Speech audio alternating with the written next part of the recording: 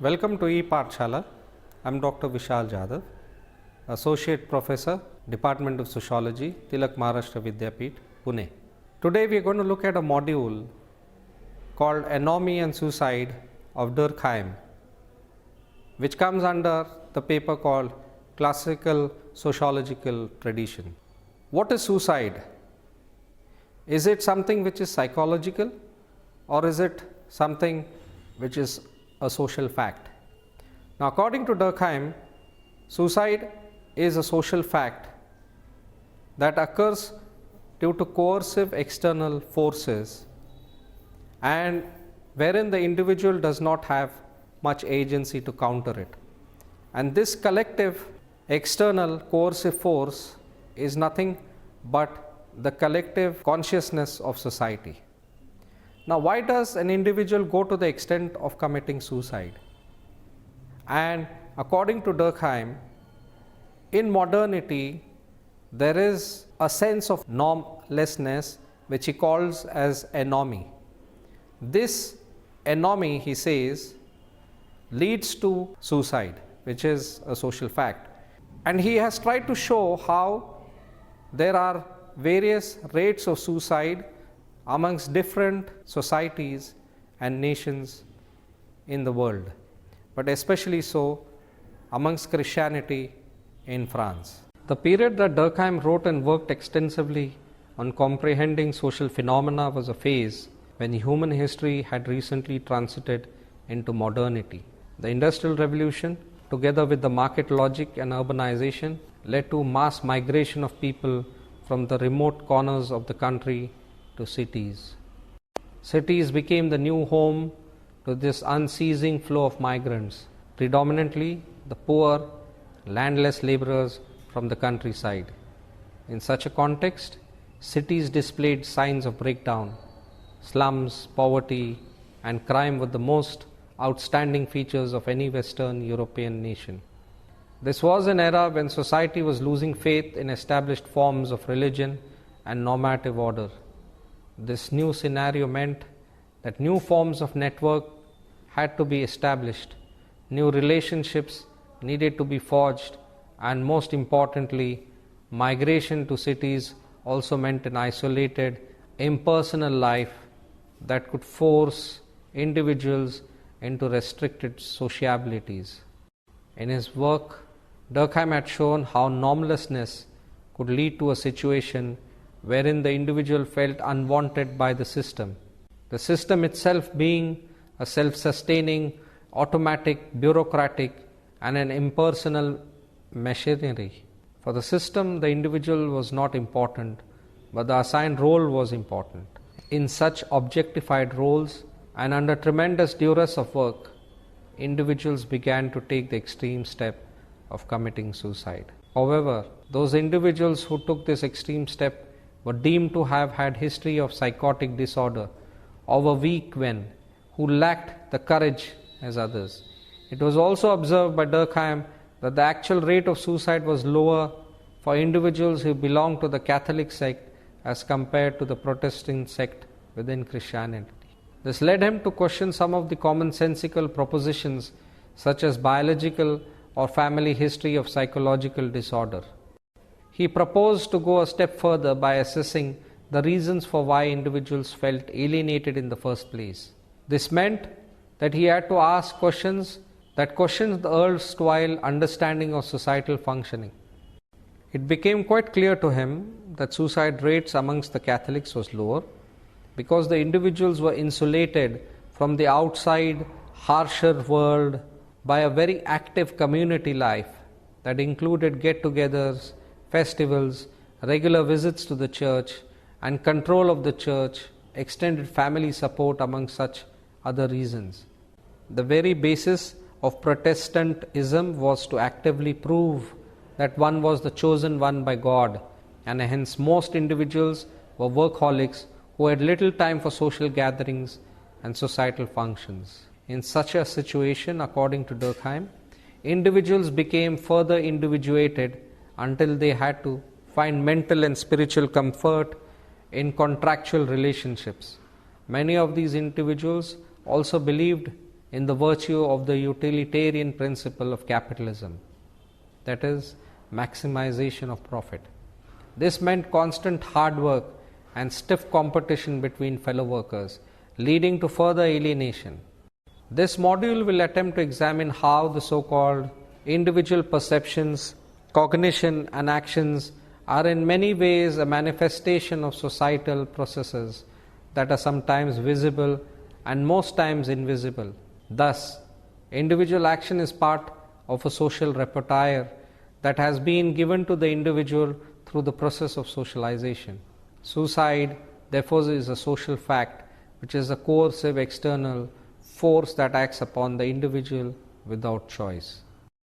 The range of Emile Durkheim's analysis of the interconnectedness of suicide with social and natural phenomena is wide and varied as to preclude treatment of all its avenues and by roads in the short space of this introduction.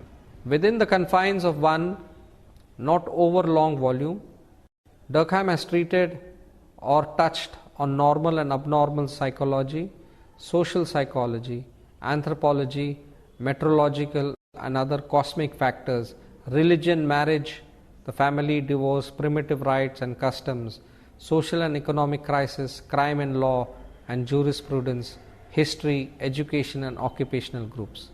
A short appraisal is still possible because throughout Durkheim's work on each and all of these topics, subsidiary to suicide is the basic theme that suicide, which appears to be a phenomena relating to individual, is actually explicable etiologically with references to the social structure and its ramifying functions. The early part of Durkheim's work was devoted to the questioning of and negation of doctrines and theories that ascribe suicide to personal, biological and extrasocial factors such as mental illness, schizophrenic personality and abnormal personalities. Durkheim's work involved the processes of elimination of all theses that resorted to individual or other extrasocial causes for suicide.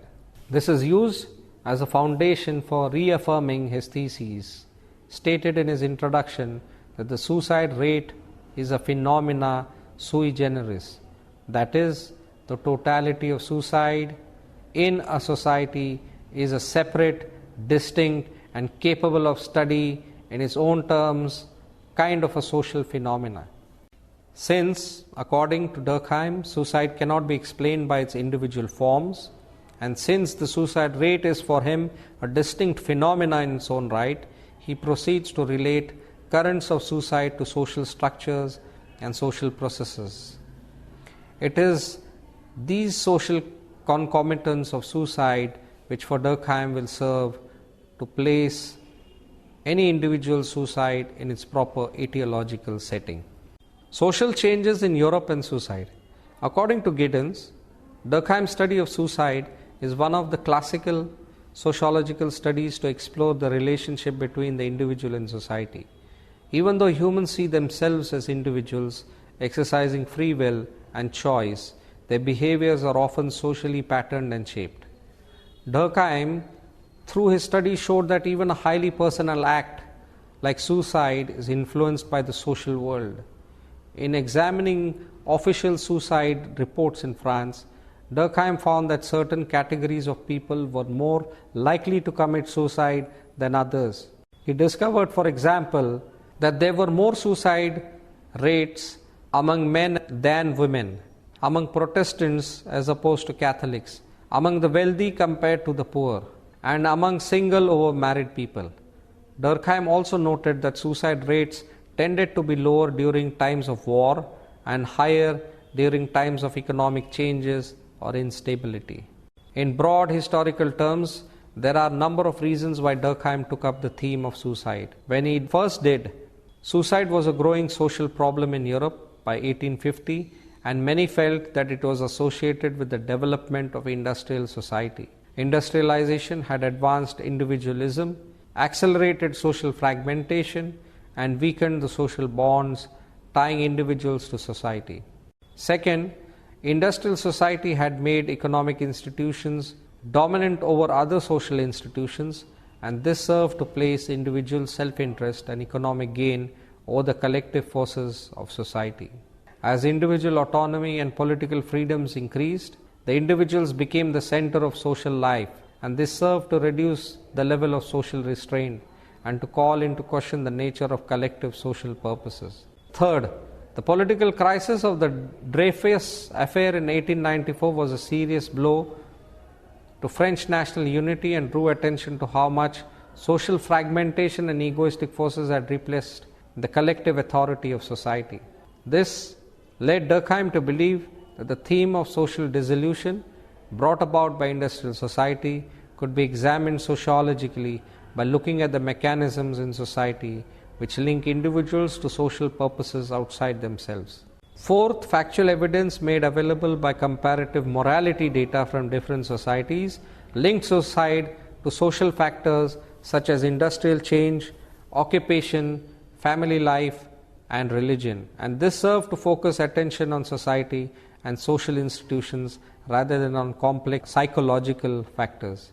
Durkheim found that the statistical data contained in the records of suicidal deaths for the period could be categorized according to age, religion, sex, occupation, military service, and marital status, and this led directly to a search for the role played by social factors in the cause of suicide. Suicide as a social fact. In the rules of sociological method, Durkheim examines a category of human facts which present very special characteristics. They consist of manners of acting, thinking, and feeling external to the individual, which are invested with a coercive power by virtue of which they exercise control over him. Such circumstances he deems social facts. These consist of representations and actions and not purely organic or psychical phenomena.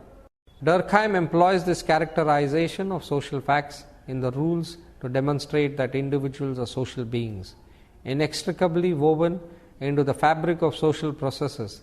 He begins from the premise that one cannot understand individual behavior without understanding the social forces acting upon the individual. He also notes that an understanding of the fundamentally social nature of humanity will help allow the field of sociology to undergo the necessary process of passing from the subjective stage to the objective stage.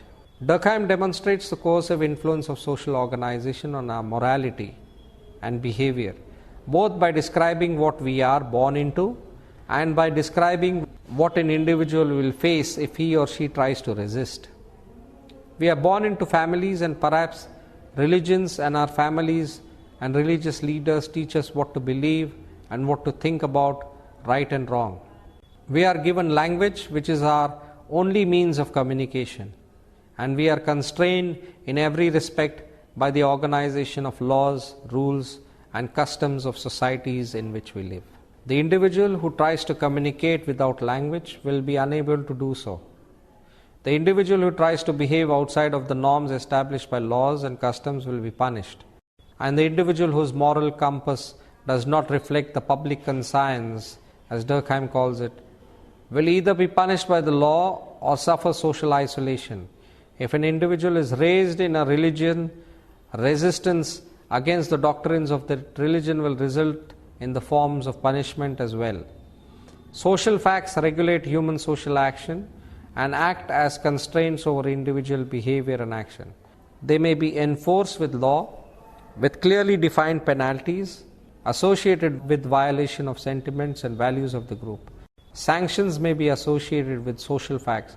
For example, as in religion, where resistance may result in disapproval from others or from spiritual leaders, individuals may be unaware of social facts and generally accept them. In this case, individuals may accept the values and codes of society and accept them as their own.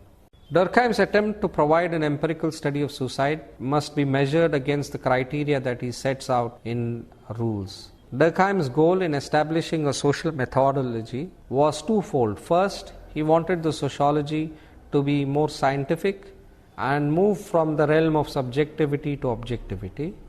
And second, he wanted to prove the primacy of social fact. For Durkheim, social facts must be treated as things and not as personal experiences, but also be observed by a researcher. Durkheim states that in the past we analyzed and combined our ideas with our observations and comparisons. These social facts, however, possess resistance, meaning that they cannot be molded to satisfy any specific situation, but will remain independent of the researcher, the individual, and to an extent the situation, even though these facts are born of the summation of individual experiences. Types of suicide. Durkheim's study of suicide is divided into two explanatory sections. In the first, Durkheim explains suicide by drawing on the concept of social integration, referring to the strength of the social bonds existing between the individual and society. In this case, egoistic and altruistic suicide form opposite poles of social integration. In the second part of the theory, Durkheim explained suicide by drawing on the concept of social regulation. Social regulation, in contrast to integration, refers to restraints imposed by society on individual needs and wants, and generally manifests itself through regulatory requirements that are imposed by society on individuals when their social needs and wants begin to exceed the means they have for attaining them. In the case of social regulation, Anomic and fatalistic suicide form opposite poles in relation to changes in the regulatory functions of industrial society that may lead to shifts in the suicide rates. Egoistic suicide. The term egoism originates from the 19th century and was widely used by Durkheim and others to indicate the breakdown of social ties that came with the development of industrial society and the pursuit of private interest. Egoism can best be described as the process by which individuals detach themselves from the wider society by turning their activity inward and by retreating into themselves. Egoism is characterized by excessive self-reflection and on personal matters and a withdrawal from the outside world. In this state, according to Durkheim, the springs of action are relaxed and individuals turn inward and towards themselves and away from the society. Egoism, according to Durkheim, results from too much individualism and from the weakening of the social fabric. Simply stated, egoistic suicides result from absence of social integration and a weakening of bonds which attach individuals to the groups outside themselves. This occurs when the integrative mechanisms attaching individuals to the family, religious and political group form gaps in the links connecting individuals to society, so that individuals retreat to themselves. In such circumstances, individuals rely more on themselves and less on society, and as a result they withdraw their allegiance from collective life. As social integration declines, the gaps emerging between the individual and institutional points of contact become wider, and as a result individuals are less drawn together. Durkheim thought that individuals by nature cannot live without attachment to some social groups which transcends them. Egoism thus attacks social bonds in at least two fundamental ways. First, by eroding the common bond linking the individual to society. Egoism makes private life a dominant aim, and this acts to defeat collective purposes and attachments. Second, egoism promotes withdrawal from everything external to the individual, and when this occurs, society allows the individual to escape its hold. As a consequence, when individual becomes detached from society, they encounter less resistance to suicide. Here, therefore, the bond attaching individuals to life relaxes because the bond attaching them to society is slack. Altruistic suicide. This is considered to be the polar opposite of egoistic suicide. Durkheim began his discussion by citing the suicide of tribal societies where rather than die of old age, individuals kill themselves to maintain their dignity. By contrast, in the other societies, there are customs which dictate that dying a natural death leads to an afterlife which is full of pain and suffering. In still other societies, it is believed that old men must throw themselves off a mountain when they are tired of life. In all these cases, those who take their own life are honored and their families spared humiliation, while those who fail to do so are denied the honor of a funeral, and a life of dishonor and pain is presumed to await them. This differs from the egoistic suicide in that it results from too much social integration rather than too little. Under this category, Durkheim lists three specific types of suicide. First, the suicide of older men threatened with severe illness. Second, suicide of women on the deathbed of their husbands. Third, suicide of followers on the deaths of their chiefs. Under these circumstances, people take their own lives, not because of the personal right to do so, but because of a social duty that is imposed upon them by society. This duty is so strong that when individuals avoid their obligation to take their own life, they risk being socially disgraced or religiously sanctioned. When the duty is carried out, society confers social honor upon them, which is thought to extend after life. Altruistic suicide is the clearest case of social type of suicide, because suicide is imposed externally on the individual as a social duty and is the result of social rather than personal ends. Since in these societies, people take their own lives because their attachments to the group far exceed their loyalties they have to themselves. As individuals live in close proximity to one another, the social customs and beliefs tend to be unified to the point that the social attachments increase. As a result, collective supervision and social surveillance extend throughout society, leading to the similarities in beliefs and social observances. Under such circumstances, the individual has no private life, and that is immune from collective surveillance. There is little independence from group life, and individual existence by itself has no meaning. The altruistic looks to a goal beyond this world and believes this world to be an obstacle and burden to him. The altruistic suicide springs from hope and faith. Contemporary sociologists have used this analysis to explain kamikaze pilots, the cult of the suicide bombers, people who saw the social world as meaningless and would sacrifice themselves for greater ideal. Anomic suicide. The term anomie was first coined by Durkheim in the Division of Labor in 1893, but it was not until 1897 that he began to use the term in a more narrow sense to describe the overall deterioration of the levels of restraint in society. Anomie is used by Durkheim to refer to the decline that takes place in the regulatory functions of society and social institutions during industrial development, when the capacity of society to set level of social restraint begins to weaken. The regulatory functions of the society serve the purpose of imposing restraints and setting limits on individual needs and wants. To be clear on this point, Durkheim made a distinction between two kinds of regulatory functions, between bodily needs and social needs. Bodily needs and wants such as hunger or sleep, according to his thought, were self-regulating. In this context, body's limit on need and appetite is governed by biological limitations, which cannot as a rule operate outside set boundaries. In case of social needs and wants, however, the situation is completely different. He pointed out that social wants such as appetite for wealth, prestige and power are essentially unlimited. There is no natural limitation, and more an individual obtains, the better. Durkheim believed that the causes of deregulation can be traced to two basic sources. First, the development of industrial society and private competition, and second, the dominance of economy over other social institutions. Using this perspective, anomie can be defined as a state which results from the decline in the regulatory mechanisms of society brought about by unchecked economic progress. Fatalistic suicide. This is the last category of suicide listed by Durkheim, and it represents the opposite pole of suicide resulting from adjustments in a regulatory mechanism of society.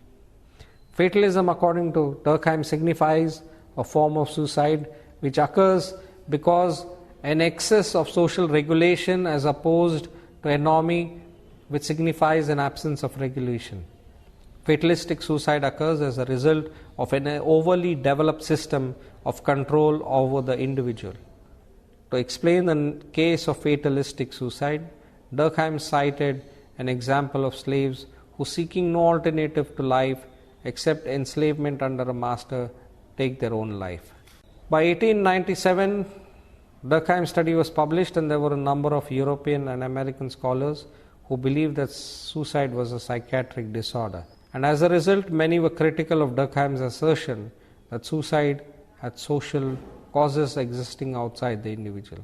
As the criticism mounted, several disagreements emerged. First, Durkheim's theory of suicide was viewed as controversial because it overlooked the individual and focused outside the existing psychological framework within which suicide was understood.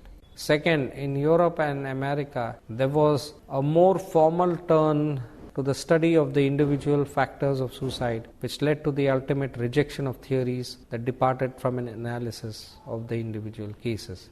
Third, in America, the stress on a psychological approach to suicide meant that the individual was the central subject of investigation. Since many thought that the concept of society was irrelevant to the theory of suicide, statements about the role of society played in the cause of suicide began to disappear at Chicago. And as Philip Besnard points out, even though Chicago was a center of social science in America, they did not mention Durkheim's suicide in their review of sociological work.